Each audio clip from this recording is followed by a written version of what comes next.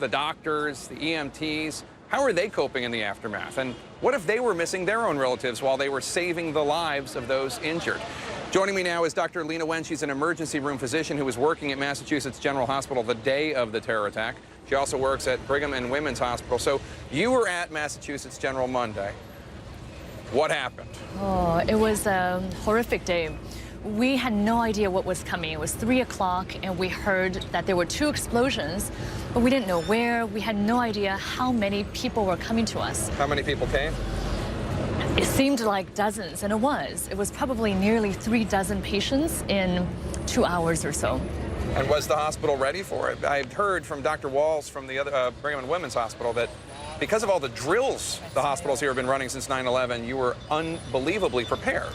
Technically and medically, we were ready. We had done drills. We knew what to do with each individual patient who came in.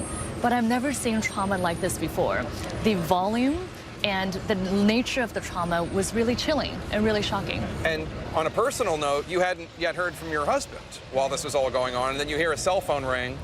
You reach into your pocket, but it wasn't your cell phone ringing. Yeah, so we actually live just a block away from here, from Copley Square. And my husband had told me that he was coming to watch at the finish line. And then we heard that the explosions happened. So while I was treating patients, I had no idea whether the next patient was going to be my husband. I really thought, because there was soot and blood everywhere, I thought there was a good chance that the next patient I'd be seeing on the stretcher would turn out to be my husband. But he was okay.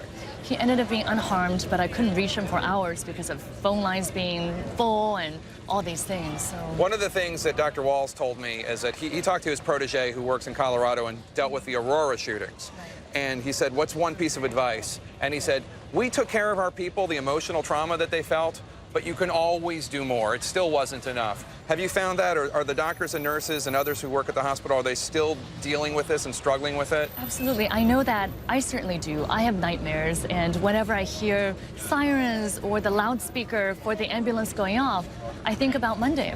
And it's something that I know I have to do better at. I need to take care of myself and our colleagues in order for us to take care of our patients going forward too. Well, thank you for the work you do, Dr. Wen, and I'm glad you're okay, and keep up the great work. Thank you.